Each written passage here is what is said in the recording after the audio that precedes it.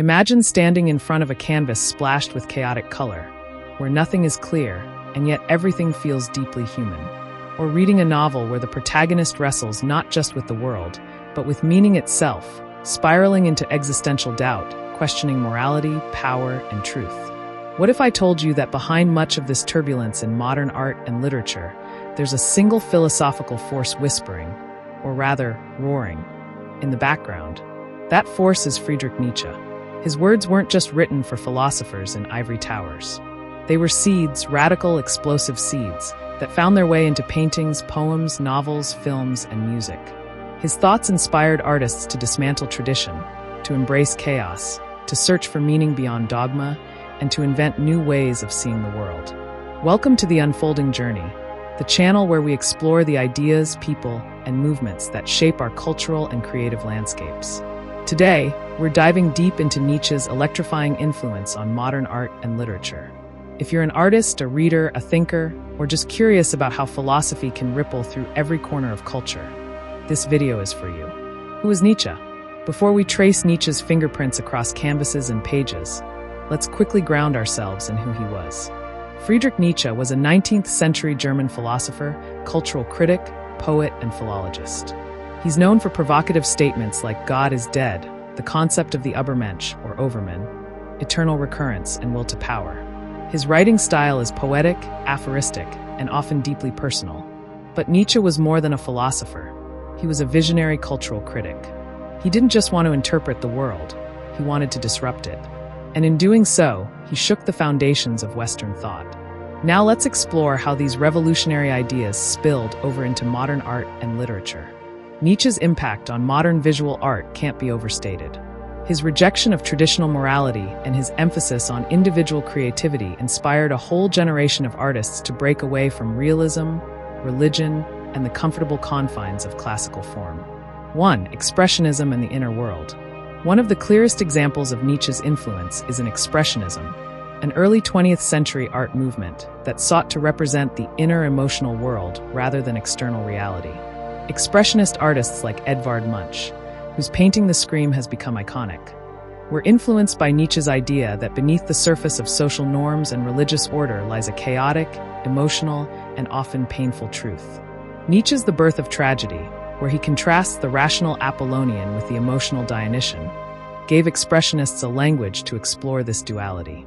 Art for Nietzsche should reflect both chaos and order, beauty and terror. Munch, Egon Schiele, and other expressionists echoed this in their distorted figures, haunting faces, and emotional intensity. 2. The Futurists and the will to power. The Futurists in Italy, led by Filippo Tommaso Marinetti, were obsessed with speed, violence, and the machine age. They wanted to destroy the past and create a new aesthetic of power and progress.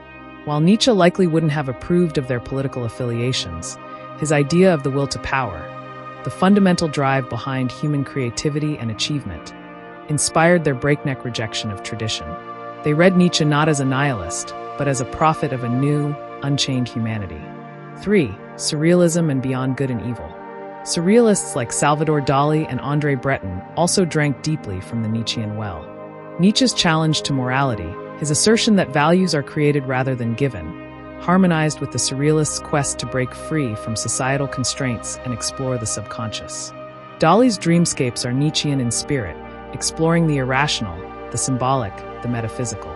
The Surrealist rebellion was as much about freedom of thought as it was about visual experimentation. If Nietzsche cracked open the canvas, he tore apart the novel and poem too. His influence on literature has been vast and varied, from existentialism to postmodernism. 1. Dostoevsky and the birth of the psychological novel. Though they never met, Nietzsche called Fyodor Dostoevsky the only psychologist from whom I have anything to learn.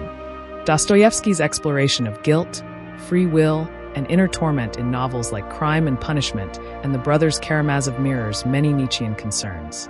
Characters like Raskolnikov anticipate Nietzsche's Übermensch, attempting to live beyond conventional morality, but they often fail, crushed by guilt or madness. The psychological depth of these characters set the stage for modern existential literature. 2. Kafka and the absurd. Franz Kafka's bleak, surreal tales of bureaucratic nightmares and alienation, such as The Trial and the Metamorphosis, don't directly reference Nietzsche, but but they echo his themes. Kafka's protagonists are thrown into meaningless worlds, devoid of divine order. Nietzsche's God is Dead isn't a celebration, it's a challenge. How do we live in a world without absolute values? Kafka wrestled with that question in fiction, making him a spiritual heir to Nietzsche's worldview. 3. Albert Camus and the Nietzschean Rebel. Albert Camus, though more associated with existentialism and absurdism, was deeply influenced by Nietzsche. In The Rebel, Camus examines the figure of the rebel who, in rejecting divine authority, must create their own moral code. Camus was fascinated by Nietzsche's courage to face meaninglessness head-on, without falling into despair. He walked the tightrope Nietzsche laid out, resisting nihilism while refusing to cling to false comforts. 4. Modernist experiments, Joyce, Woolf, and Faulkner. Nietzsche's philosophical style, fragmented, poetic, and self-questioning, inspired literary modernists to abandon linear narratives and omniscient narrators.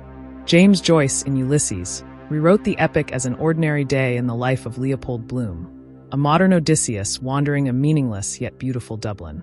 The act of mythologizing the mundane is Nietzschean at its core.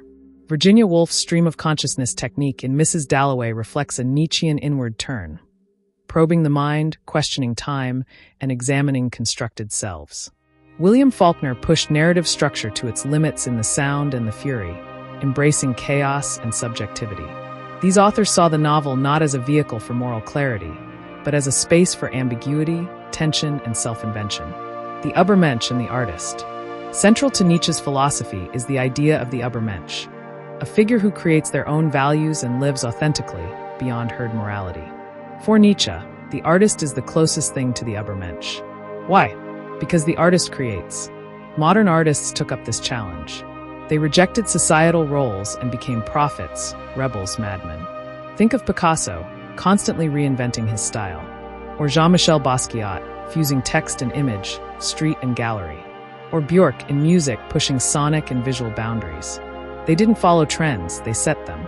They lived out Nietzsche's call, to live creatively, dangerously, and truthfully. Nietzsche is often called the first postmodernist. His claim that there are no facts, only interpretations, prefigures the postmodern suspicion of grand narratives and objective truth. Writers like Thomas Pynchon, Don DeLillo, and David Foster Wallace engage in literary games, irony, and metafiction, all Nietzschean in their distrust of certainty. The very structure of their novels reflects Nietzsche's insight that meaning is constructed, not discovered. Even in contemporary film and television, from Fight Club to Black Mirror, Nietzsche's themes echo identity, power, freedom, and the cost of meaninglessness. Nietzsche's ideas are powerful, but they're also dangerous in the wrong hands. His concept of the Übermensch was famously misappropriated by the Nazis, despite Nietzsche's clear disdain for nationalism and anti-Semitism. This dark history has made some cautious about engaging with his work. Yet it's important to remember that Nietzsche warned against herd mentality, including ideological dogmatism. He didn't want followers, he wanted creators. Nietzsche wasn't just writing for philosophers. He was writing for anyone who dares to create, to question, to live authentically. In a world that often feels fragmented and uncertain, his call to become who you are resonates more than ever. His influence on modern art and literature isn't about stylistic imitation. It's about spirit. It's about challenging assumptions, embracing the chaos of life, and daring to make something beautiful and terrifying out of it. So the next time you see an abstract painting or read a novel that makes you uncomfortable, ask yourself, is Nietzsche whispering behind the scenes? Thanks for joining us on this episode of The Unfolding Journey. If you enjoyed this deep dive into Nietzsche's influence on art and literature, there's plenty more where that came from. We explore the thinkers and movements that shape the way we see the world, past, present, and future. Don't forget to hit that subscribe button, like the video, and leave a comment if you have thoughts or suggestions for future episodes. Philosophy isn't just in books, it's in the culture around us. Let's keep unfolding it together. Until next time, stay curious.